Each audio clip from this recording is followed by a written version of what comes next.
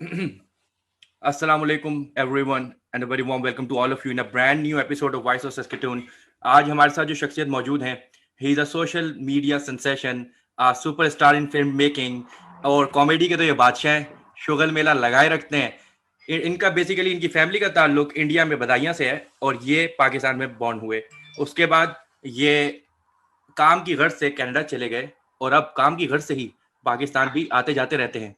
मतलब इनमें Ibn Battuta वाले जरासीम कूट कूट भरे हुए हैं। तो let's give him a warm welcome to mister Tabish Hashmi. Tabish भाई, अस्सलाम Thank you, वालेकुम। man. Thank you, Mubarak. Thank you so much for having me here. Tabish भाई, तो आप तो मतलब सबकी लेते रहते हैं क्लास, तो हम कहेंगे, आपको कैसा कर रहे हैं आजकल? आप नंबर ऑफ इंटरव्यूज दे रहे हैं, लाइनअप है, तो आप दूसरे की छुरी के नीचे कैसा फील कर रहे हैं? यार शुरू शुरू में एक दो में तो अच्छा लगता है, लेकिन अब ये दिन में तीन तीन चार चार जो है ना, फिर वो अ, आदमी जब देखो ना, एक एग्जांपल लेता हूँ कि जब आपका आखिरी इम्तिहान जिस दिन होता है उससे एक रात पहले आप बहुत एक्साइटेड होते हैं, बहुत एक्साइटेड। जी। मगर जब एग्जाम लेके खत्म हो जाता है आखिरी, तो फिर वो नॉर्मल हो जाता है। हाँ जी। उसी तरह जब तक ये मशहूर नहीं थे तो बड़ी एक्साइटमेंट होती थी, यार मशहूर होंगे, लोग बोलेंगे अरे ताबिश, अरे ताबिश। अब जब हो गया है तो यार शुरू में तो चार पांच दिन अच्छा लगा, मगर फिर ये तरह लगने लगा कि यार बार बार इंटरव्यू देता रहूं, एक ही तरह के सवाल होते हैं, एक ही तरह की बात होती है। ये प्रॉब्लम है, अब दुल्हन भी पुरानी हो चुकी है, मामला भी खराब हो चुका है। तो हाँ। तो हाँ। मेरा सवाल एक वही है जो आप लास्ट लेटेस्ट इंटरव्यूज में दे चुके हैं, उसी सवाल को थोड़ा डिफरेंट अंदाज में पेश करना चाहूंगा कि ताबिश भाई ने हबीब स्कूल से अपना बचपना गुजारा, फिर सर सैयद में नौजवानी गुजारी, हाँ, आईबीए को अपनी जवानी दे दी। ठीक है। जवानी दे दी। हाँ। अधेड़ उम्र जो आई थी ताबिश भाई के ऊपर, वो इन्होंने सप्लाई चेन प्रोफेशनल के अंदर गुजार डाली। ठीक हाँ। है। और उसके बाद ये इन्होंने कॉमेडी की फील्ड में आने को पसंद किया। मतलब भाई, ये आप किस लाइन में आ गए? नहीं, एक तो ये सारी चीजें ना ओवरलैपिंग है। नौकरी जो थी वो जवानी के साथ आ गई थी। मतलब मैं एमबीए और नौकरी साथ शुरू की है, एक ही दिन स्टार्ट किया एमबीए और नौकरी, ये इत्तेफाक था। अच्छा, कॉमेडी जो थी वो ऐसा नहीं है कि वो नौकरी के बाद स्टार्ट की या बुढ़ापे में स्टार्ट की। कॉमेडी जो थी वो मैं बचपन से करता आ रहा था, क्योंकि क्लास क्लाउन जो होता है स्कूल में, हर क्लास में एक क्लास क्लाउन होता है जिसका काम होता है हंसाना। मैं बचपन से था वो। तो मैं जब बचपन से था तो बड़ा जब हुआ तो मैंने कहा यार ये क्लास क्लाउन कब तक बना रहूंगा, इसको चैनलाइज करो, इस टैलेंट को चैनलाइज करो। तो मैं पब्लिक स्पीकिंग में चला गया, वहां पर भी ह्यूमरस ही स्पीचेस करता रहा। फिर जनाब आली जब मैं प्रोफेशनल आईबीए में आ गया तो वहां पे पब्लिक स्पीकिंग का क्योंकि दौर खत्म हो चुका था, मेरी उम्र भी ऐसी नहीं थी कि मैं तकरीरी मुकाबलों में हिस्सा लूं। तो फिर मैंने स्टैंड अप कॉमेडी स्टार्ट की। अब वो चल पड़ी तो फिर चलती रही। अब चलते चलते वो यहाँ तक पहुंच गई। ये सब मतलब कोई इसके अंदर प्लानिंग या माँ की दुआएं या माँ से कुछ तावीज का बाबा आमिल का ऐसा कुछ भी नहीं था। ये सब किस्मत में थी चीजें, होती चली। बेहतरीन मैंने था। रोका नहीं इनको। हाँ, मैंने इनको होते हुए रोका नहीं। लैंड ऑफ अपॉर्चुनिटीज में आप बैठे हैं ताबिश भाई, और यहाँ से आपने माशाल्लाह अपना क्वारंटीन वाला शो QWS एट घंटा टीवी आपने स्टार्ट किया। तो कहना ये चाहूंगा कि अकेला ही चला था जानिबे मंजिल की तरफ, लोग मिलते गए, कारवां बनता गया। ताबिश भाई, आपने जब क्वारंटीन वाला शो आए आप। मिसरा ठीक करो पहले। जाने बे मंजिल की तरफ कुछ नहीं होता भाई, जाने बे मंजिल होता है सिर्फ। अच्छा, जानिबे मंजिल। ठीक हाँ। है, जजाकल्लाह, बहुत बहुत शुक्रिया आपका। आपके हम मतलब हैं पैरोकार, क्या कर सकते हैं ताबिश भाई। ताबिश भाई, आप ये बताएं कि क्वारंटीन वाला शो आप आए, देखा और छा गए। और हाँ।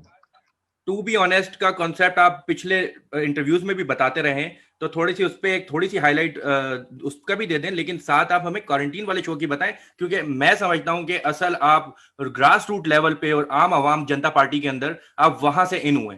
तो सर हाँ। उस। हाँ। हाँ।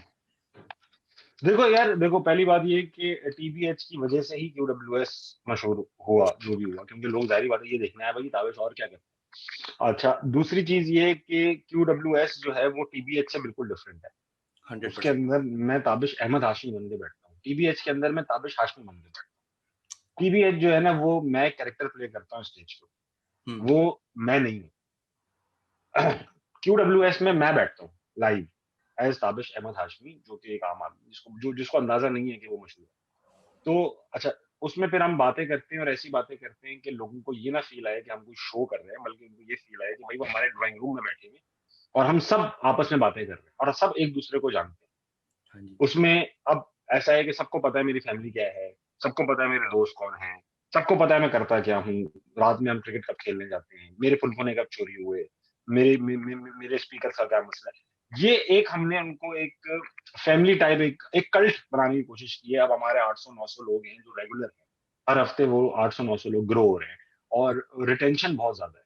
मतलब ऐसा नहीं है कि रोज नए लोग आ रहे हैं, बल्कि पुराने लोग जम गए अब, और वो और लेकर आ रहे हैं कि यार हम आप भी इस फिरके का हिस्सा बने। हाँ जी। तो अच्छी बात यह है कि हम बहुत लाइट हार्टेड मूड में बहुत सख्त बातें भी कर जाते हैं। हम रिलीजन के ऊपर भी डिस्कशन करते हैं, कोई ऑफेंसिव नहीं होते। हम पॉलिटिक्स के ऊपर भी डिस्कशन करते हैं। हम कोशिश करते हैं कि पॉइंट ऑफ व्यू अक्रॉस दिया जाए, लोगों का लिया जाए, और डिफरेंस ऑफ ओपिनियन को एक्सेप्ट किया जाए। झगड़े ना हो, बिल्कुल। झगड़े ना हो। और जबरदस्त। थोड़ा बहुत ये हो कि लोगों को थोड़ी सी अवेयरनेस दी जाए कि यार ये जुमला लिखने की क्या जरूरत थी, या ये बात करने की आपने क्यों लिखा, ये इस तरह की अवेयरनेस भी देते हैं हम साथ। एग्जैक्टली 100%। ताबिश भाई, इसी से सवाल है कि जब लोग आपने रिलीजन पे भी बात की, आपने पॉलिटिक्स पे भी बात की, करंट अफेयर पे भी बात की, एमक्यूएम ए टू जी, और नहीं, हैदराबाद, पाकिस्तान, लंदन सब पे बात किया। सब पे बात की। तो इससे इसको भी लेके और आपके कॉमेडी फील्ड को भी लेके, जैसे मैं एक बात करना चाहूंगा, यहाँ पे एक वाकया है कि पुराने दौर की बात है कि एक अंकल थे, बुजुर्ग अंकल थे, ठीक है। ठीक वो है, रास्ते ठीक है। जाते नौजवान लड़के को कश मारते देखा, तो उन्होंने ठीक है, कहा ठीक कि इकबाल ने ठीक कहा था, उठाकर फेंक दो बाहर इन्हें गली में, नई तहजीब के अंडे हैं गंदे। तो है। कश नौजवान कश लेता हुआ बोला कि बाबा जी, जिस वक्त इकबाल ने ये शेर बोला था, आपकी जवानी उस वक्त थी। तो आईना जो राइट। आईना जो दिखाया तो बुरा मान गए। तो आना जी। आपने कॉमेडी की और आपने ऐसी बातें भी की, और वैसे ओवरऑल कॉमेडी में भी जब आपने किसी को ऐसी कॉमेडी कर दी, तो उसके बाद क्या रिएक्शन था, और किसी का कोई वर्ड्स रिएक्शन आया जिससे आप हिल गए? हाँ, यार लोगों को बड़ा शौक होता है कि अगर छोटी सी बात उनको कोई धमकी के अंदाज में कहे तो वो उसको उसको ना बहुत ज्यादा प्रोजेक्ट करते हैं, just to gain some importance. Not everyone but few, I have seen a couple of people doing it. मुझे अल्लाह का लाख लाख शुक्र है, मुझे किसी पॉलिटिकल पार्टी से कोई धमकी नहीं आई, कभी भी नहीं आई। अभी ये शो की वजह से टीबीएच के बाद मुझे पीएसपी के लड़के कुछ नाराज हुए, धमकी नहीं दी उन्होंने। उन्होंने मुझे मैसेज किए कि भाई हम 4-5 नहीं है, हम बहुत हैं। हाँ। उन्होंने अपनी प्रेजेंस जाहिर करने के लिए मुझे मैसेज किए, लेकिन उन्होंने एक बंदे ने भी गाली नहीं दी, एक बंदे ने भी धमकी नहीं दी। जबरदस्त। Same goes for MQM. MQM के किसी बंदे ने मुझे धमकी नहीं दी। मैंने बात की उनके बारे में, उन्होंने धमकी नहीं दी। मैं जबरदस्त। क्यों झूठ बोलूं भाई कि मुझे धमकी आई, मुझे नहीं आई। जबरदस्त। मैंने शायद ऐसे कुछ इदारों के बारे में बात की जो हाँ। कि नहीं करते लोग, मुझे किसी इदारे ने भी धमकी नहीं दी। मैं ये नहीं कहना चाह रहा, ना मैं ये स्टेब्लिश करना चाह रहा हूँ कि मैं इतनी तोप चीज हूं कि मुझे कोई धमकी भी नहीं दे सकता, ये मगर मुझे किसी ने धमकी नहीं दी भाई। नहीं दी तो नहीं दी। नहीं दी, अब मैं क्या धमकी हम फोन करूं भाई मुझे धमकी, तो ऐसा नहीं, मुझे धमकी दे ही नहीं रहे वो लोग। मुझे शायद इतना इंपॉर्टेंट ही नहीं समझ रहे, मुझे अब दुख हो रहा है इस बात का कि यार आप मुझे थोड़ी इंपॉर्टेंस तो दो, मुझे धमकी तो दो एटलीस्ट, लेकिन वो नहीं दे रहे, और जो अच्छी बात हाँ जी। है। तीसरी चीज ये है कि अभी रिसेंटली अभी एक एपिसोड रिलीज हुई टीबीएच की, जिसमें गेस्ट ने कुछ दो चार बातें अपने अपनी पॉइंट ऑफ व्यू की। उसमें खान साहब के अगेंस्ट भी बात की, पीटीआई के अगेंस्ट भी बात की। यार अफसोस इस बात का हुआ कि जिस पार्टी, जिस लीडर, जिस हुकूमत को हमने वोट दिया, मैंने पीटीआई को वोट दिया था। I was in Pakistan at that time, I voted for PTI. PTI 19-20 बात की, थोड़ी सी क्रिटिसाइज किया होगा शायद पॉलिसीज को, और कर सकते हैं ना, हाकिम वक्त को क्रिटिसाइज किया जा सकता है, तो किया। तो इतनी गंदी गालियां लोगों ने दी इनबॉक्स में, इतनी गंदी गालियां दी, मेरे बच्चों की तस्वीरों पे गंदी कमेंट्स किए, मेरी बीवी की तस्वीर पे गंदे कमेंट्स किए, मेरी माँ की तस्वीर पे गंदे कमेंट्स किए। अस्तगफुरुल्लाह, अस्तगफुरुल्लाह। सही है, ये वो पार्टी है जिसको हमने वोट दिया है। अब भाई क्या हो गया यार? अच्छा तुम मुझे गालियां देकर, मेरे बच्चों को गालियां देकर मुझे तहजीब कैसे सिखा सकते हो? यस, 100%। तो ये अच्छा, मैं इन चीजों से घबराता नहीं हूँ कि गाली दे दी, उसका अपना ज़र्फ है, मेरा अपना ज़र्फ है, मैंने इग्नोर कर दी। लेकिन एक दुःख ज़रूर होता है यार कि ये किस किस्म के माइंडसेट हैं, ये किस किस्म के लोग हैं जो इस पार्टी को सपोर्ट करते हैं। तो वो एक दुःख हुआ बस, और कुछ नहीं हुआ, आई एम और कुछ होगा भी नहीं इंशाल्लाह। Sorry, but 60% of our youth like seems to be के उन्होंने पीटीआई को सपोर्ट किया, यूथ यूथ से ही निकले ना सारे ये। तो हाँ, हाँ, हाँ। के और मतलब समझदार है, लेकिन वो कीबोर्ड मुजाहिद बन जाते हैं ना जब, तो दिमाग उनका बंद हो जाता है, वो कीबोर्ड मुजाहिद ही रह जाते हैं। छोड़े हाँ। खैर नहीं ताबिश। नहीं, आपको फर्क नहीं पड़ता यार, वो दुनिया में हजारों लोग हैं। पब्लिक फिगर जब आप बन जाते हैं, जब आप अपना कंटेंट पब्लिक को दे देते हैं, तो फिर ये शिकायत फजूल होती है कि यार उसने मुझे ये कह दिया, उसने मुझे ये कह दिया। बिल्कुल। पब्लिक है भाई, वो कुछ भी कह सकती है। तो ज- अब मेरे के अंदर कोई हार्ड फीलिंग नहीं, मैं अपना काम करता रहूँ, हाँ, मैंने ज- करता। जहाँ बेरी होगी वहाँ पत्थर तो आएंगे सर जी।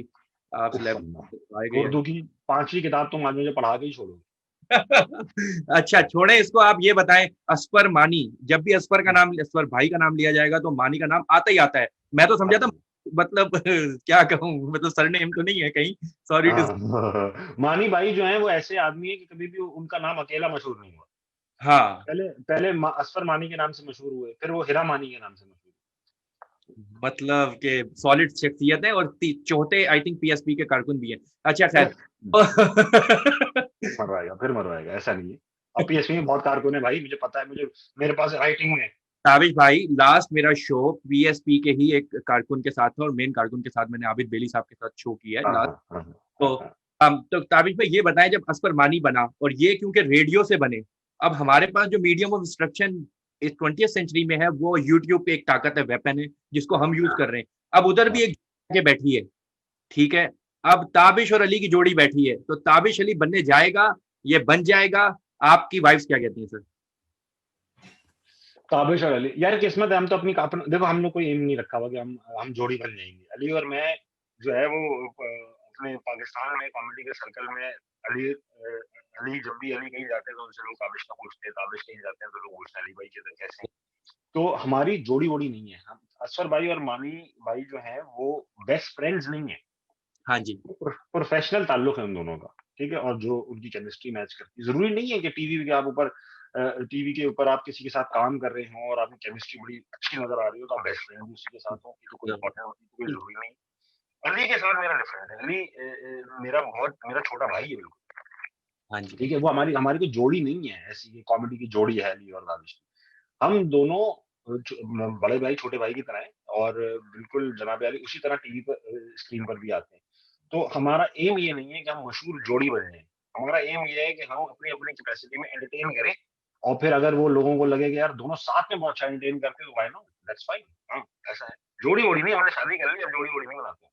बिल्कुल सही बात है ताबिश भाई, जैसे जिस दोस्त के साथ आपने किया प्राइड में सफर कर लिया हो, तो वो जोड़ी नहीं बल्कि वो जिगरी दोस्त ही होते हैं, ठीक है। हाँ, समझने वाले कितने तो, ताबिश भाई असफर भाई के साथ आपने काम किया, असफर भाई ने मानी भाई को इंट्रोड्यूस करवाया, असफर भाई ने टीपू भाई को इंट्रोड्यूस करवाया, असफर भाई ने लिविंग ऑन दी एज को डिजाइन किया रावा एंटरटेनमेंट पे। मैं कहना चाहूंगा कि जरूर असफर भाई के 4 पार्ट्स आए, जरूर देखें, उनकी पूरी उसमें बायोग्राफी है। तो उन्होंने लिविंग ऑन दी एज, मैं तो कहूंगा वकार जका को भी उन्होंने इंट्रोड्यूस करवाया, लिविंग ऑन दी एज से उनकी। काइंड ऑफ हाँ। अब आपकी बारी आई है, आपकी शामत आई है, तो आप एज असफर भाई को एज अ पर्सन, प्रोफेशन को हटा के एज अ पर्सन आपने उनको कैसा जाना? अच्छा और मुश्किल सवाल। देखो बात सुनो, असफर भाई और मैं एक दूसरे को आज से 12-13 साल से जानते हैं, 2007-8 से जानते हैं, और 7-8 से हम काम कर रहे हैं, और 7-8 से काम नहीं कर रहे, 7-8 में काम किया और फिर 2018 में काम, 10 साल बाद। तो ऑफ एंड ऑन अपॉर्चुनिटीज वो मुझसे डिस्कस करते रहे, मगर मेरे से नहीं हो पाया, मैं नहीं की, और मैं कट गया। फिर वो मुझे भूल भी गए। जब 10 साल बाद जब मैं उनको मिला तो मुझे रेफरेंस देना पड़ा, भाई मैं वो हूँ। फिर उन्हें याद आया, अरे तुम वो हो। हाँ फिर जी। बात स्टार्ट हुई। लेकिन ये है कि असफर भाई ने ये शो जो था वो मैंने नहीं डिजाइन किया, टीबीएच, ये असफर भाई और नाशपाती के दरमियान की साजिश थी। उन्होंने कहा यार ये ऐसा शो ना ताबिश कर सकता है। तो ताबिश जब कर सकता है तो मुझे कन्विंस करने के लिए नाशपाती ने असफर भाई को कहा कि यार इनके नखरे बहुत हैं ताबिश के, ये नौकरी वोकरी करते हैं, इनके पास पैसे वैसे आ रहे हैं, तो इनको ना ये सीरियस नहीं ले रहे हमें। इनको पता ही, अच्छा मुझे पता भी नहीं है कि भाई कौन कितना बड़ा है, मुझे नहीं पता था क्यू लिंक्स या टीबीएच बनाने वाले कितने बड़े लोग हैं। मुझे क्या पता यार, मेरा कोई ताल्लुक ही नहीं। असफर भाई को मैं जानता था, एक ही आदमी को मैं शो बिजनेस से जानता था, वो था असफर, जिनको मैं पर्सनल लेवल पे जानता। उन्होंने मुझे फोन किया, कहने लगे बिल्कुल बकवास नहीं करनी तुम्हारे में, बिल्कुल it is right up to your sweet spot, कल पहुंचो शूट होगा और खत्म, कल पहुंचो तस्वीरें खींचेंगी तुम्हारी। और मैं नहीं कर पाया, वो किस्मत ऐसी, देखो जब आपका छक्का लगने वाला होता है ना तो अल्लाह मियां आपके मुंह में अल्फाज डाल देते हैं। उस वक्त मेरे मुंह में नहीं का लफ्ज ही नहीं आ पाया, और मैं बोला चलो ठीक है मैं आ रहा हूँ। यूजुअली मैं टोपी भी करा देता हूँ कि मैं बोलूंगा हाँ मैं आ रहा हूँ, और मैं सुबह फोन करूंगा और मैं आपको ऐसा बहाना दूंगा कि आपको शक भी नहीं होगा मैंने बहाना बनाया, आपको शक भी नहीं करने दूंगा। मैं बहुत प्रोफेशनल हूँ इस मामले में। तो असफर भाई को मैंने खैर बहाना भी नहीं बनाया, मैं वहां पहुंचा, उन्होंने तस्वीरें वस्वीरें मेरी खींची। तस्वीरें खींचने के बाद जनाब आलम, उनका बस अब 3-4 दिन में शूट स्टार्ट है। मैंने कहा चलो यार ये तो कह रहे हैं असफर भाई, ऐसा थोड़ी होगा, इतनी जल्दी थोड़ी होता है कुछ। भाई 3-4 दिन में वाकई में शूट स्टार्ट हो गया, और वो फ्राइडे को लगा, फ्राइडे को शूट किया, सैटरडे को शूट किया, संडे को शूट किया, संडे की रात को खत्म हो गया शो बन के। ओके। वो ऐसे चला गया कि मुझे ही पता नहीं चला कि मैं शो कर चुका हूँ क्या? मेरा सिलेक्शन हो चुका है? हाँ, तो तो वो हो गया यार इतनी जल्दी। ये 3 दिन में हमने 6 एपिसोड्स रिकॉर्ड की। अ, मुझे कोई अंदाज़ा नहीं था, मैं किसी सेलिब्रिटी को नहीं जानता था। मेरी कोई क्रेडिबिलिटी ना कोई सेलिब्रिटी मुझे जानता था सिवाय शायद इरफान या जुनैद अकरम मुझे जानते थे। बाकी मुझे कोई नहीं जानता था। टीपू मानी भाई जानते थे। बाकी मुझे कोई नहीं जानता था और मैं बहुत नर्वस था, मैं बहुत ज़्यादा नर्वस था। बैक स्टेज अगर आप मुझे कोई देख ले, तो वो यकीन ही नहीं करेगा कि मैं स्टेज पर मैं होता हूँ। क्योंकि मैं बैक स्टेज इंतहाई नर्वस आदमी हूँ, मुझसे कन्वर्सेशंस स्ट्राइक नहीं होती। मैं अगर अब परसों ऐसा हुआ है पार्किंग लॉट में खड़ा हुआ था, अपनी बेगम मुझे छोड़ के चली गई थी कि मैं कुछ लेकर आ रही हूँ, तुम इधर फ़ोन पे बात करो, इधर खड़े हुए करते रहो। उनको देर हो गई, मैं खड़ा रहा, बात करता रहा, मोबाइल देखता, 3-4 गाड़ियाँ आई, उसमें से कुछ लोग निकले जो मेरे फैन थे। अब वो बोल रहे हैं ताबिश आपका नाम है और मैं बोल रहा हूँ हाँ मेरा नाम है ताबिश जी बोलिए। मैं इतना नर्वस हो गया कि उनको यकीन नहीं आया कि मैं ताबिश हूँ। यकीन ही नहीं आया उनको। अबे तू आप थोड़ी हो गए यार। तो पर्सनल लाइफ में तो मैं बहुत इस तरह से नहीं कर पाता इंटरेक्शन, लेकिन असफर भाई ने जो था वो कन्विंस मुझे कर लिया, जादू कर लिया उन्होंने। और वो मुझे इस बात का यकीन जरूर था कि अगर असफर भाई बना रहे हैं या असफर भाई इस इक्वेशन में शामिल है। हाँ जी। नाशपाती को मैं पहले से नहीं जानता था, अब जानता हूँ। तो सिर्फ असफर भाई को जानता था। तो असफर भाई का जब नाम आया तो मैं थोड़ा कन्विंस हो गया, थोड़ा सेटल हो गया दिल में कि ये मैं कर लूँगा। तो बस वो हो गया। कोई ऐसी साइंस नहीं है इसके पीछे मुबर्रिज़ जो लोग राज़ जानना चाहते हैं ना कि यार टीवीएच हुआ कैसे? कोई कौवा साइंस कैसे नहीं। लगा आपका? हाँ, वो वाला सीन नहीं है। ठीक है। कैसर भाई और असफर भाई मतलब आपके सही मतलब आपको रास आ गए 2 बंदे। तो आपका हमने देखा था वो शो भी कैसर भाई के साथ भी नाशपाती वाले। तो आपने जब मुझे पता है कि आपने जब इंजीनियरिंग की तो आपका वो रिवर्स इंजीनियरिंग किसी भी चीज़ की रिवर्स इंजीनियरिंग करना आपके माइंड में है, किसका पोस्टमार्टम कैसे करना है। तो ये कितना आपको हेल्प आउट हुआ क्योंकि आप आए, गए और शो हो गए। तो जब आप कर रहे थे तो आपको आपके पास चलो क्वेश्चंस होते हैं बंदे के पास, लेकिन बात से बात कैसे निकलती है और इसका कोई हुनर है, कोई कारी साहब कहाँ से हम पकड़ें जो ये हमें सिखा दें? अच्छा, बहुत आसान सवाल। कल भी मैंने इस पे जवाब दिया। देखो मैं 2004 से पब्लिक स्पीकिंग कर रहा हूँ। पब्लिक स्पीकिंग मैं करता था ह्यूमरस। ह्यूमरस स्पीचेज़ होती थी ऐसी, या तो बोरिंग होती थी या इंतहाई वल्गर होती थी, कभी इनको इनाम नहीं मिलता था। तो जब मैंने ये किया तो मुझे ऐसा लगता था कि यार मैं अगर डिस्क्वालीफाई हुआ या मुझे इनाम नहीं मिला तो मैं बहुत डिसहार्टेंड हो जाऊँगा। तो मैं पूरी कोशिश करता था कि यार मैं जीतूँगा। और जीतने के लिए ज़रूरी था कि भाई आप टॉपिक अगर आपको मिला है, फॉर एग्ज़ाम्पल टॉपिक मिला है छेड़ना मत, छेड़ना मत, इस तरह के टॉपिक होते थे ह्यूमरस स्पीचेज़ के। छेड़ना मत, बस ये टॉपिक है। अब मैं इसको डिफरेंट एंगल से देखता था, लफ्ज़ ब्रेक करके, ये करके डिफरेंट पर्सपेक्टिव से, इतनी चीज़ें इसको डिफरेंट कर लेता था कि जब मैं इसको स्पीच करता था तो लोग लेते, "अबे! ये तो हमने इस तरह तो सोचा ही नहीं, हाँ, इस तरह हमने नहीं सोचा।" अब वो क्योंकि लिख के करता था, लिखता था, फिर याद करके आप स्पीच करते थे, तो एक दिमाग जो था ना वो ट्रेन हो रहा था कि चीज़ों के डिफरेंट पर्सपेक्टिव को देखना, चीज़ों के वोकैब्युलरी एक्सपैंड हो रही थी, एक्सपोज़र मिल रहा था कि जुमला कैसे बनाया जाएगा। अच्छा, साथ में सबसे इम्पोर्टेंट काम जो ये हो रहा था कि पाकिस्तान भर के मुख्तलिफ कॉलेजेस, यूनिवर्सिटीज़ के डिफरेंट डिफरेंट क्राउड्स के साथ में इंटरैक्ट कर रहा था। मैं मैं खुशदार के अंदर भी स्पीच कर रहा था। मैं जिसे कहते हैं बलूचिस्तान में बोलान यूनिवर्सिटी में कर रहा था, यूआईटीएमएस में कर रहा था, कश्मीर में आज़ाद मुज़फ़्फ़राबाद यूनिवर्सिटी में कर रहा था, लाहौर की सारी यूनिवर्सिटीज़ में कर रहा था, फैसलाबाद, इतनी जगह पे मैंने क्राउड देखा। अच्छा, अब हम कराची से थे, हमें कल हमारा एक डिफरेंट बोलने का अंदाज़ है। वो उस जगह जाता है ना जब पंजाब में या पेशावर में, तो जब वो हमारे मुँह से उर्दू सुनते हैं, तो वो नशे में आ जाते हैं। वो कहते हैं यार ये कुछ भी बोल रहा हो ना अच्छा लग रहा है। बहुत बस अच्छा लगा। अच्छा लग रहा है, उन्हें अच्छा लग रहा है। तो वो मेरे साथ सपोर्ट। अच्छा, मुझे फ़ायदा ये होता रहा कि मैं क्राउड से इंटरैक्ट कर मेरा डर निकल गया। मैंने कहा भाड़ में गया, कोई भी क्राउड होगा मैं चला जाऊँगा। तो अब इससे फ़ायदा ये हुआ कि जब मैं स्टेज पे पाँव रखता हूँ ना, माइक हाथ में या लगा हुआ हो, या मैं जब स्टेज पे पाँव रखता हूँ, तो मेरी सारा डर में उल्टा है मेरे साथ। मैं स्टेज से उतर के खौफ उसका शिकार होता हूँ। स्टेज पे चढ़ के मैं बहुत सेफ महसूस करता हूँ, ज़रूर। बहुत सिक्योर महसूस करता हूँ। तो वो क्योंकि बचपन से किया है, तो स्टेज मुझे मैं हाँ। आप जयकांत शिकरे बन जाते हैं फिर। स्टेज के जी, जय वो स्टेज मेरा और मैं हूँ उसका जयकांत शिकरे। ये चीज़। जी। ताबिश भाई इसी से रिलेटेड एक सवाल है, थोड़ा-सा टेक्निकल सवाल है कि जब आप एक बिट बनाते हैं, कुछ लिखत-पढ़त करते हैं, तो एक टैगलाइन होती है, हर स्टैंड अप कॉमेडियन की एक टैगलाइन होती है जो वो एक स्टार्ट में यूज़ करता है, मिड में यूज़ करता है एंड देन वो उसी पे छक्का मार के ऑल आ राइट। जाता है जैसे आपने थोड़ा-सा किया था मोरू के शो के अंदर रिप्रोड्यूस वाला सीन। तो वो मुझे बहुत अच्छा लगा, मुझे वहीं से क्वेश्चन क्लिक किया कि मैं ज़रूर पूछूँगा। कि आप इस टैगलाइन को देख के पूरी स्टोरी क्रिएट करते हो या उसको आप फिट इन करते हो चीज को? बहुत अच्छा, बहुत अच्छा। देखो एक बहुत इंपॉर्टेंट बात ये है कि मैं कभी लिखता नहीं हूँ स्टैंड अप कॉमेडी।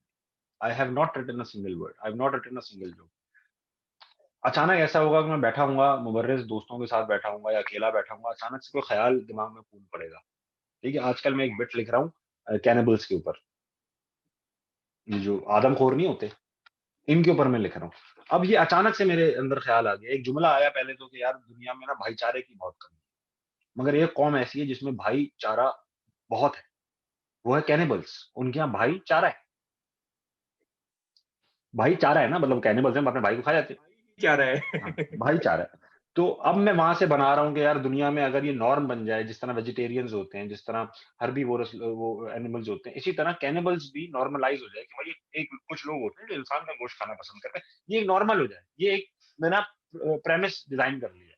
तो इसके अंदर भाईजान पाकिस्तान में क्या डिस्कशन हो रहे होंगे कैनिबल घरों में। एक तो पहली बात ये कैनिबल में एक नेगेटिव कॉनोटेशन है। तो इसका नाम चेंज होगा क्योंकि वेजिटेबल्स खाने वालों को वेजिटेरियन कहा जाता है, तो इंसान खाने वालों को ज़ाहिर-सी बात है ह्यूमैनिटेरियंस कहा जाएगा। ठीक है। दूसरी चीज ये है कि अगर फॉर एग्जांपल पाकिस्तान में कैनिबल एक ह्यूमैनिटेरियन फैमिली यानी कैनिबल फैमिली होगी, नॉर्मल सी मिडिल क्लास कैनिबल फैमिली, तो उसमें जब मियाँ आके पूछेगा बेगम से भाई आज तुमने क्या बनाया है, तो बेगम क्या जवाब देगी? भाई आज आलू में भिंडी डाली है। आलू में भिंडी डाली है। अरे तुमने आज आलू क्यों पका लिया? कल उनके साथ मैकेनिक के पास जाना था। ये हस्बैंड का जवाब होगा। तो कहने लगी क्यों? तुम्हारी बेगम कहेंगी भाई क्या गाड़ी खराब है? तो मियाँ जवाब देंगे नहीं नहीं, अरे वो मैकेनिक के बारे में सुना, उसकी रान का गोश्त बहुत नरम है। अरे यार! फुप्पो तो को लाइफ के साथ बना लो। हाँ, तो अब चाइना में क्या होगा? चाइना में तो नॉर्म है। अमेरिका में क्या होगा? फिर ज़ाहिर-सी बात है जब ये जो जानवर खाना जैसे हम लोग हैं मीट ईटर्स, तो उनके अगेंस्ट एक कैंपेन चलती है, वीगन्स होते हैं या वेजिटेरियंस होते हैं जो कहते हैं जी, इसी तरह फिर कैंपेनें भी तो चलेंगी इन लोगों के खिलाफ कि भाई इंसान। अच्छा फिर होगा ये कुछ सारी ज़ातों को नहीं खाया जाएगा, कुछ खास ब्रीड्स होंगी, समझ रहे हो? तो ये एक पूरा सेट है। अब ये थॉट आया हुआ है दिमाग में, ये थॉट आया हुआ है दिमाग में। बिल्कुल। इसको मैं 2-4 जुमले, 2-4 पंच लाइनें इसकी अपने से बात करूँगा, अपने आप को सुनाऊँगा, बना लूँगा। फिर जब मैं स्टेज पे जाऊँगा ना, हुँ, फिर जब मैं स्टेज पे जाऊँगा, तो मुझे ये गारंटीड पता है कि जब मैं स्टेज पे जाऊँगा तो 70% कंटेंट मैं स्टेज पे बनाऊँगा। ज़बरदस्त, ऑन द फिर स्पॉट। लोगों से बात करूँगा। ये देखो ये कॉन्फिडेंस नहीं है, ये एक्सपीरियंस है। ये चीज़ें कुछ चीज़ें इनमें से नेचुरल हैं। अल्लाह मियाँ ने मुझे ये ताकत दी है कि मैं जल्दी-जल्दी जुमले सोच लेता हूँ। अल्लाह मियाँ ने मुझे ताकत दी है जो मैं दिमाग में जिस तरीके से सोच रहा होता हूँ, मैं उस तरीके से मुँह से बोल सकता हूँ। ठीक है? कुछ लोग होते हैं जो बड़ा प्यारा सोचते हैं दिमाग के अंदर, बहुत फिट सोचते हैं, इतना अच्छा सोचते हैं कि अगर मैं उनके दिमाग में होता शायद मैं हँस-हँस के मर जाऊँ। लेकिन जब मुँह से निकालते हैं ना वो, तो वो जोक वैसा नहीं रहता। उसका रीज़न ये है कि वो डरते हैं कि अगर हम अपनी असली पर्सनैलिटी को इंसान के सामने नहीं लाना चाहते हो, तो वो थोड़ा एक्सेंट बना लेंगे या किसी ख़ास बेस में बात करेंगे, आवाज़ भारी कर लेंगे या बॉडी लैंग्वेज थोड़ी-सी अपनी अननेचुरल कर लेंगे जो इससे आपकी कॉमेडी बहुत इम्पैक्ट जिस तरह हो, उस तरह ही नज़र आनी चाहिए, ताकि इंसान को लगे देखने वाले को कि यार ये तो हमारे जैसा ही है। बिल्कुल। ताबिक भाई ये बताएँ आपने सिंड्रेला पे किया था?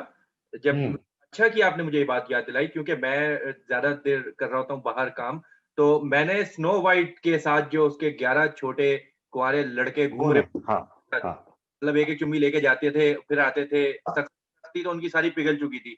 तो वो हाँ, स्नो हाँ, के सीन पे मैं कुछ बना रहा था, इंशाल्लाह मैं आपसे शेयर करूँगा। अच्छा, तो आप मुझे ये बताएँ, अब सॉरी टू से पाकिस्तान का अलमिया है कि जब आप एक तो वैसे ही आप जब ऊपर आ रहे होते हो, तो लोग टाँगे खींचने के लिए बैठे होते हैं, ठीक है? दूसरा अलमिया ये है कि अब आपने रिश्तेदार आ जाते हैं बीच में कि यार ये क्या कर रहा है? भांड बन गया है? अच्छा ये हरकतें करेगा?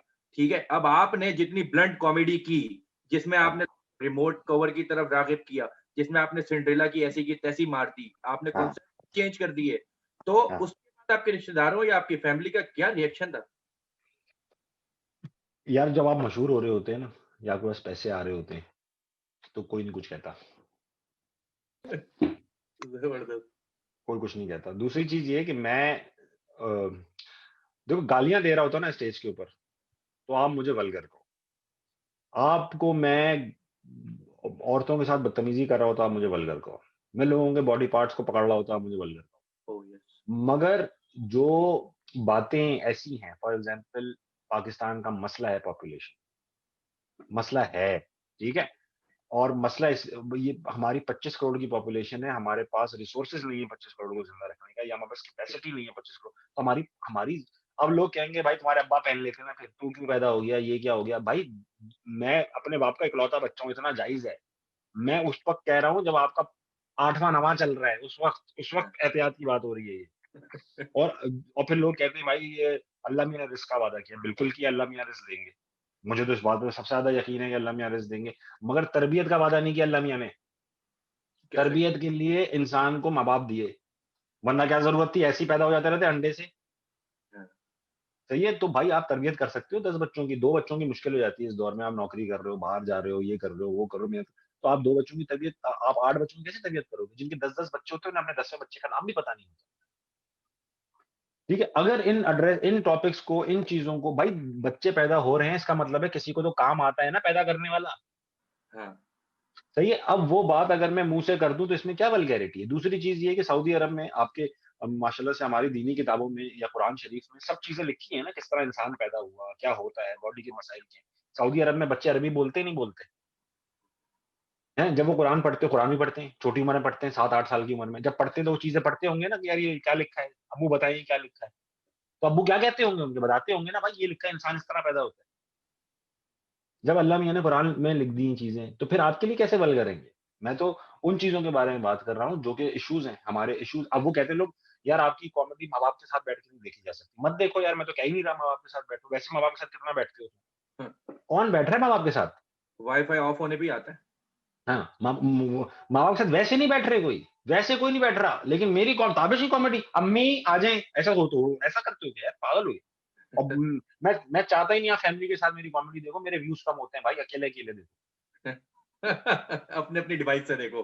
अपने अपने डिवाइस से देखो, ये थोड़ी 50 लोग टीवी पे देख रहे हैं, मेरे तो व्यूज कम हो गए यार।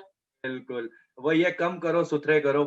अ, बच्चे 2 ही अच्छे, पहला बच्चा जब तक दूसरा नहीं आएगा, तब तक पहला भाई स्कूल। वल्गर चीज में और अडल्ट चीज में बड़ा फर्क है। वल्गर चीज ये होती है कि आप गंदी बात कर रहे हो, जैसा ये जो फैसलाबाद के स्टेज शो होते हैं, गंदी बात होती है इसमें, 100%। गुब्बारे गड़े, ये वो, ये वल्गर बात है। ठीक है, ये क्या वल्गर बात है कि मैं कॉन्डम खरीदने गया तो पाकिस्तान में ऐसा होता है कि सब आपको देखना शुरू हो जाते हैं। भाई दुनिया का कॉन्डम बिकते हैं, लीगली बिकते हैं पाकिस्तान में, हाँ, दुकान पे बिक रहे हैं। ठीक है, खरीदना जायज है, खरीदना लीगल है।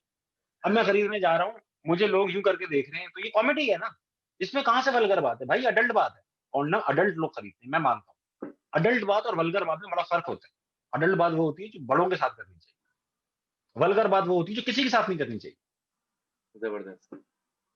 डिस्कार्डेड होगी वल्गैरिटी, डिस्कार्डेड ही कर देते हैं हम। ये हाँ। ये सही, ज़बरदस्त। चलें थोड़ा थोड़ा इसको दूसरी तरफ रूहानियत की तरफ आते हैं, कुछ उफ। जिस्मानियत की तरफ से थोड़ा-सा ना, काफ़ी जिस्म से। तो मसला ये था कि गुमा ये था कि वो राज़ी हो चुकी थी, दिलों की सौदेबाज़ी हो चुकी थी, मगर जब होश में आया तो देखा कि मेरी तंज़ीम साज़ी हो चुकी थी। ताबिश भाई ताबिश भाई सीन ये है कि जब अभी आपने बात की है, पहले क्वेश्चन में आपने बात की थी, उसको यहाँ लाने का मकसद ये था कि अब मैं आपसे पूछूँ कि पीएसपी भी यही है, एमक्यूएम भी यही है, पीटीआई भी यही है, पीपल्स पार्टी भी यही है, मैं सिर्फ सिंध की बात करूँगा।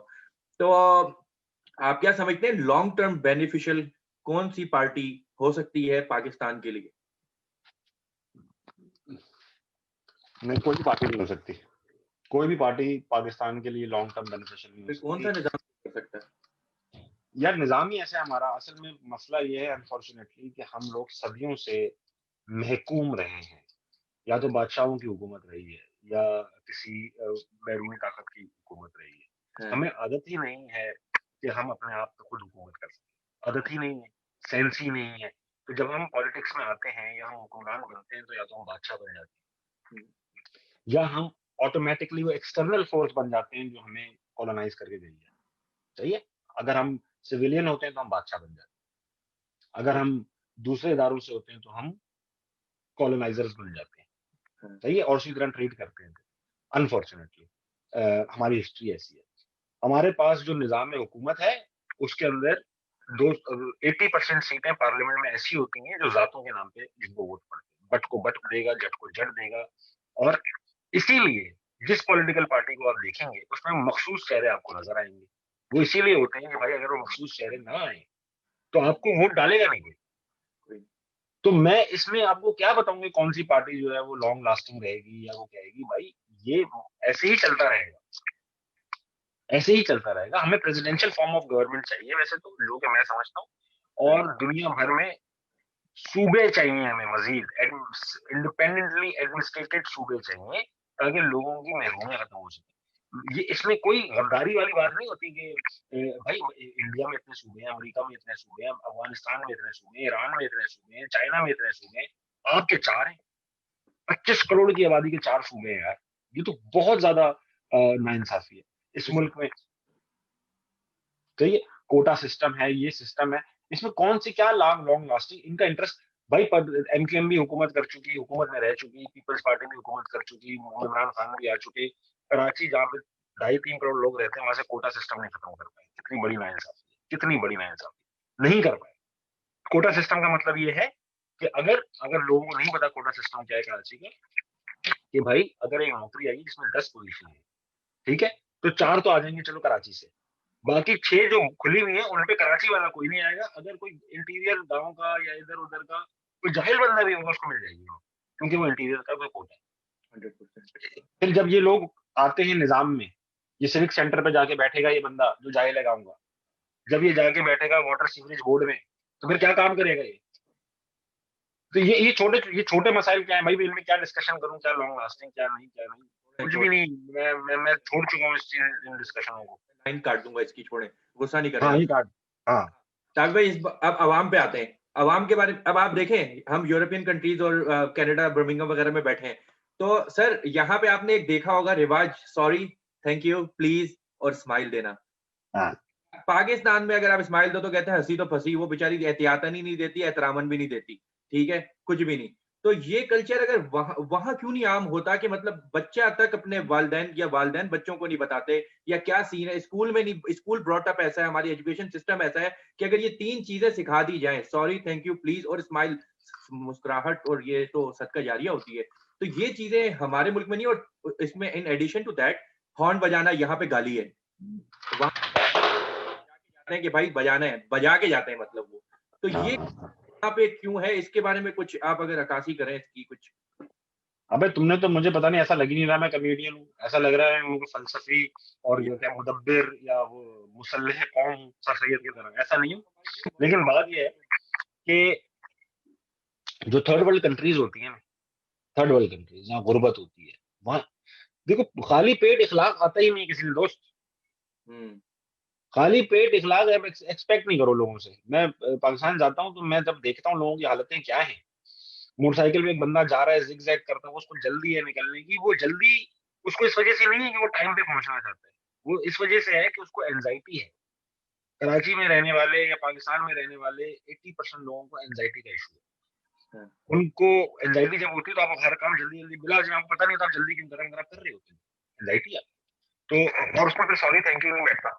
तो ये चीजें वही अगेन 25 करोड़ की पॉपुलेशन मेरे जान, उसको आप कंपेयर कर रहे हैं कनाडा की आबादी से जो 3 करोड़ है, कराची जितनी आबादी है कनाडा की, उसमें भाई हुकूमत को मैनेज करना भी आसान है, इतने इतने कम लोग, ठीक है। आपके पास रिसोर्सेज भी 25 करोड़ लोगों की हैं, लेकिन आपके पास 3 करोड़ लोग हैं, तो लोग खुश भी हैं, उनको पैसे भी दे सकते हैं, जगह भी है, लोग जिंदा भी रह रहे हैं, कोई किसी को मार नहीं रहा रिसोर्सेज के लिए। हाँ। मगर आप पाकिस्तान आ जाओ जहाँ रिसोर्सेज कम है, जहाँ रिसोर्सेज कम होती है वहाँ क्राइम ज्यादा होता है, क्योंकि लोग छीन लेते हैं। जहाँ हक ना मिले वहाँ लूट सही, जहाँ सच ना चले वहाँ झूठ सही के फलसफे पे काम करते हैं, ठीक है। तो ये सब चीजें तो यार इंडिया में भी है, श्रीलंका में भी है, बांग्लादेश में भी है। आप कोई गरीब मुल्क उठा लें, सबके अखलाक खराब होते हैं। किसी गरीब मुल्क में, किसी गरीब जगह अगर आपने अखलाक ठीक देखा होगा लोगों का, तो मुझे आप बता दो यार वो जगह। ठीक है, तारिक छोड़ें, ये बता दें आपके, जैसे मैं अभी इस वक्त आपका इंटरव्यू ले रहा हूँ, तो जब मैं स्टार्टिंग में था, शुरू के 5 मिनट मेरे अंदर सलासीमा और घबरी और तला तुम सब चीजें चल रही तला तुम था, तुमने फिर बोसा लिया। बोसा लिया। अच्छा, तो आप ये बताएं, आप किस सेलिब्रिटी का इंटरव्यू, अब आपने काफी सेलिब्रिटीज का कवर कर लिया है, अब आप किस सेलिब्रिटी का आपका एक है टारगेट कि यार इसका इंटरव्यू मैं करना चाहूंगा और अपने अंदाज में करना चाहूंगा। यार मैं आमिर भाई का, आमिर लियाकत हुसैन का करना चाहता हूँ। मैं आमिर लियाकत हुसैन का करना चाहता हूँ। मेरे दिल में है कि मैं वकार जका का करूँ। मेरे दिल में है कि मैं इमरान खान साहब का करूं। खान साहब का करो, फायदा नहीं शेख है। रशीद का। नहीं शेख नहीं, फायदा है, शेख शेख रशीद का करो, रशीद। इन लोगों का करो। तो अभी आपने इमरान खान की बात की, तो आप ये भी बता दें, और वकार ज़का की भी आपने बात कर दी, तो बता दें टिकटॉक बैन हो गया सर जी। बैनिंग कल्चर भी हाँ पाकिस्तान में फुल ऑन चल रहा है इस वक़्त। तो हाँ, हमारा नाम जो है ना पाकिस्तान नहीं, बल्कि हमारा नाम बांग्लादेश होना चाहिए था, बांग्लादेश क्यों? क्योंकि बेनिस्तान हम बेनिस्तान पाकिस्तानी है ना यार, हम बैनिस्तान नहीं, हम बांग्लादेश के हैं। बांग्लादेश कर ज़बरदस्त, ये नहीं आई है। ये अच्छा, नहीं है, मुझे नहीं देनी होती है। हाँ, देनी तो होती है। ताकि डू हाँ। You sacrifice your life for Pakistan? Of course, I will sacrifice my life for Pakistan. Oh, great. My own life for Pakistan. Oh grape, grape तो खट्टे होते हैं भाई। तो आप पे ये बताएं कि मीडिया इंडस्ट्री में या कॉमेडी की फील्ड में आपका, क्योंकि असफर भाई ने भी कुछ बातें की हैं, आप अपने बताएं, खुद बताएं कि आपको कॉमेडी की फील्ड में कौन गुरु कह सकते हैं, या किसको आप फॉलो करके या ऑब्जर्व किया होगा किसी को? यार ऐसा नहीं है कि किसी को एक खास आदमी को लिखाया और बैठ हुँ, गए। पूरे पाकिस्तान पर जो इम्पैक्ट है हमारी जनरेशन पर, वो उमर शरीफ और मोइन अख्तर का है। कोई भाग जाए इस बात से, हाँ, कोई बोल दे नहीं मैं जॉर्ज कार्लिन का फॉलोअर हूँ, नहीं नहीं मैं तो भाई इसको देखता हूँ, मैं लेकिन हमारे पास कहते हैं ना, सबकॉन्शियस में उमर शरीफ और मोइन अख्तर पीछे बोल रहे हैं सबके। बिल्कुल। तो ऐसा नहीं है कि मैं मोइन अख्तर साहब को या अनवर मसूद का, क्या नाम है, उमर शरीफ साहब को देखता ही रहा, हर वक्त वीडियो टोटे देख रहा हूँ, ऐसा नहीं। लेकिन जब हम कॉमेडी कर रहे होते हैं, वही हमारी कॉमेडी है यार, that is the original Pakistani comedy. वो उन्होंने जो की, अब उनमें से कुछ चीजें अब नहीं हो सकती, सही है, सेक्सिस्ट रिमार्क्स नहीं लिए जा सकते, हुँ, कलर पे बात नहीं हो सकती। उमर शरीफ के अगर आप पुराने शोज देखें उमर शरीफ साहब के, तो आपको दिखेगा कि बहुत सारी जगह ब्लास्फेमी कर गए, बहुत सारी जगह बहुत सेक्सिस्ट बात कर गए। वो नहीं हो सकता, उस जमाने में निकल जाती थी वो चीजें, अब नहीं निकल सकती, अब पकड़ी जाती हैं, तो वो मैं नहीं करता। बाकी इंस्पिरेशन की जहां तक बात है, हर आदमी है। वो वर्रिस भी है, वो एक गाड़ी का मैकेनिक भी है, वो मुल्क का प्राइम मिनिस्टर भी है, वो एक जमादार भी है। जहां से मुझे लगता है कि यार मैं इसको ऑब्जर्व कर सकता हूँ, इसके अंदर से मैं कुछ निकाल लूंगा, तो वो मेरी इंस्पिरेशन है। कोई बड़े आदमी, बड़े नाम, ये नहीं है ठीक हो इंस्पिरेशन। गया, ठीक हो गया। ताज भाई, सेकंड लास्ट क्वेश्चन, इसके बाद हम लास्ट पे जाएँगे। मर जाएंगे। अच्छा, जी? तुमने बड़ी अच्छी बात की, सेकंड लास्ट क्वेश्चन, इसके बाद हम लास्ट पे जाएंगे, वेरी गुड। मैं कुछ और समझ रहा था, ठीक मैं आसरा दे रहा था आपको। तो ताज भाई ये बताएँ, पहले पीटीवी का आपको पता है 1986 की पैदाइश है, तो आपको ज़्यादा पता है हमसे। है। 85। 185 कि हाँ, पीटीवी के दफ्तर के बाद प्रोड्यूसर्स के चप्पलें घिस जाती थी, उनके मिन्नतें करते थे, तब जाके एक चांस मिलता था, ठीक है? यस। आज का ज़माना आया, जहाँ मतलब वो पंजाबी में कहते हैं ना मुँह ना मत्था, जिन पहाड़ू लत्था। मतलब हाँ, नासिर खान जान से लेकर मोरू तक का कॉन्टेंट सारा यूट्यूब पे पड़ा है सर जी। लेकिन जहाँ मर्दाना कमज़ोरी की बात आती है, वहाँ 6 मिलियन व्यूज़ होते हैं सर, जहाँ मोरू के कॉन्टेंट की बात आती है, 30 के व्यूज़ होते हैं। तो इसको एज़ अ कंटेंट मेकर आप क्या फ़ील करते हैं कि एक लेजिट बंदा है, कंटेंट क्रिएटर, वो क्या करे ऐसा कि मतलब उसके भी ऐसा कुछ प्रोमिनेंट हो जाए यूट्यूब पे, या ये ना करके जो वो करते हैं? क्योंकि वो कहते हैं ना कि सब कुछ ये मिलता सब कुछ है जज साहब, लेकिन नहीं मिलता तो कंटेंट नहीं मिलता यूट्यूब पे। तो इसके बारे में आप क्या कहना चाहेंगे? मैं ये कहना चाहूंगा कि अगर अनवर मकसूद साहब और मोइन अख्तर साहब भी आज यूट्यूब पे कंटेंट क्रिएट करते, तो उनकी वीडियो से ज्यादा लाइक्स उस मर्दाना कमजोरी की वीडियो पे होते। ओहो! अब आप मुझसे क्या एक्सपेक्ट कर रहे हो कि हम ऐसा क्या करें भाई? 70% मुल्क वही देखना चाह रहा है ना, हवस का शिकार है मुल्क, हुँ, हवस का शिकार है ये मुल्क। भाई आप चले जाओ, टर्की चले जाओ, आप इस्लामी मुल्क है टर्की, वहां पर मैंने देख रहा, वहां पे जो है वो लोग आपस में काम कर रहे हैं, खवातीन नहीं मानती। यहाँ पर जो है वो हमारी सारा जोर जो है वो इसी बात पर है कि मखलूत ना हो जाए कोई जगह, यार खवातीन को देखो नहीं, और उस सबसे ज्यादा हमारे ही हो रहा है, जहाँ तक सबसे ज्यादा इतना इतना दबा दिया। अच्छा, ये ऐसा नहीं था पाकिस्तान में, था नहीं ऐसा। सही, हमें पुराना और हमें नया पाकिस्तान नहीं चाहिए, बेसिकली हमें पुराना पाकिस्तान चाहिए जहाँ डिफरेंस ऑफ ओपिनियन मैटर करते थे। मैं ये नहीं कह रहा कि हमें कसिनो खोल देने चाहिए, हमें हमें बार खोल देने चाहिए।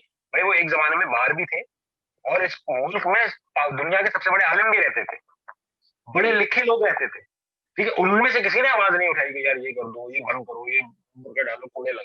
ये तो हुकूमत के मसाइल थे सारे, हाँ जी, सही है ना? तो हमें ये हम लोगों को एयर्स ऑफ, ये कहते हैं इसको ब्रेन वॉशिंग, हमारी जनरेशन की गई है।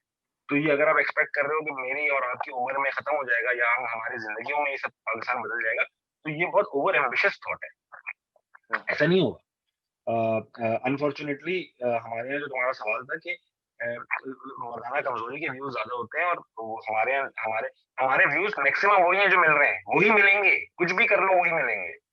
बाकी लोगों को समझ में नहीं आ रहा हम क्या कर रहे हैं यार, तो वो क्यों देखेंगे? हाँ, अगर मैं शर्ट उतार के बैठा रहूं हाँ तो, और बात वही कर रहा हूँ जो भी कर रहा हूँ, कॉमेडी कर रहा हूँ शर्ट उतार के, तो मेरे व्यूज बढ़ जाएंगे। ये अनफॉर्चुनेट है और इसका कुछ नहीं किया जा सकता। ये किया जा सकता है, ये जरूर किया जा सकता है कि विद टाइम सोसाइटी इवॉल्व करेगी। विद टाइम ऐसा होगा कि ये जो लोग कर रहे हैं, नासिर खान जान या नुमान खान, मैं उस चीज को मैं ये नहीं कहता हूँ मैं बैन लगा दूं, मगर मैं एंडोर्स भी नहीं करता, सारी बातें मुझे नहीं समझ में आती।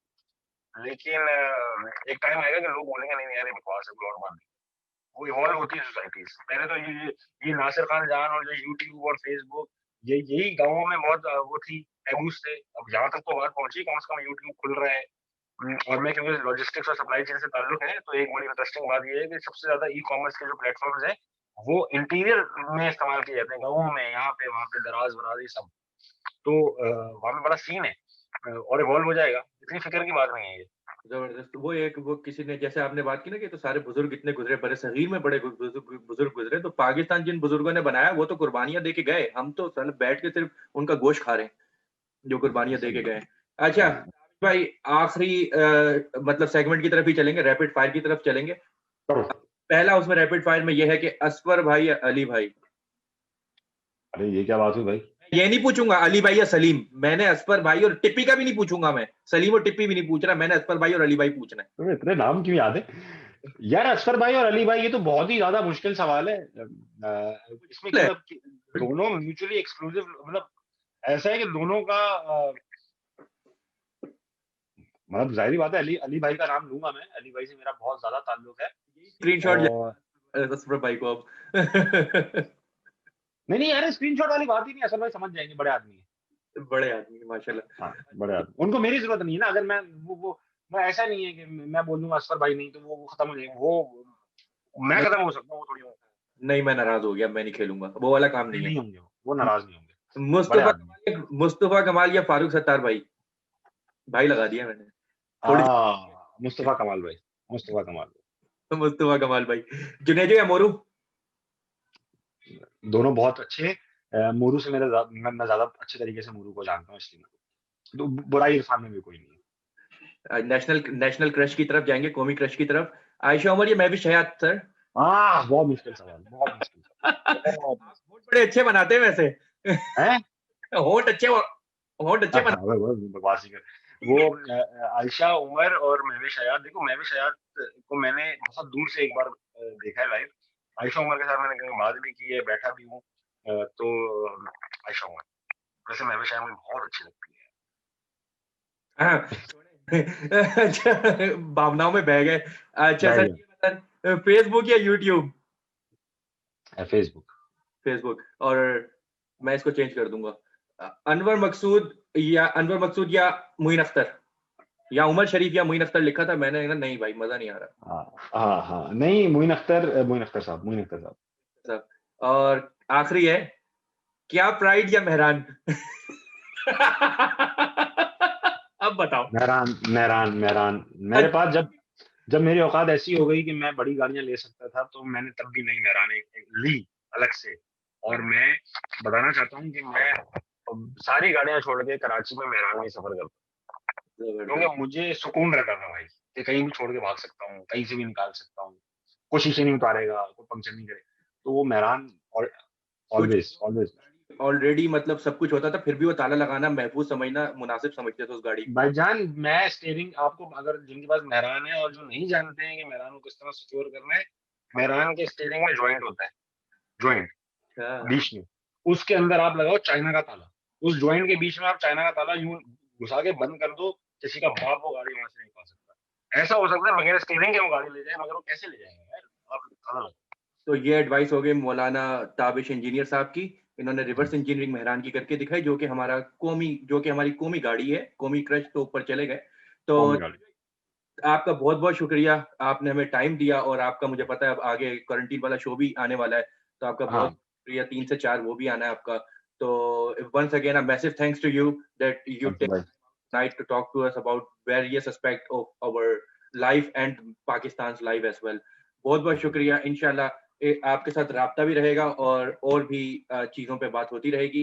इसी के साथ हम इजाज़त चाहेंगे, अगर सांसों ने वफ़ा दी तो फिर मिलेंगे। अल्लाह हाफ़िज़। अल्लाह हाफ़िज़, अल्लाह हाफ़िज़, अल्लाह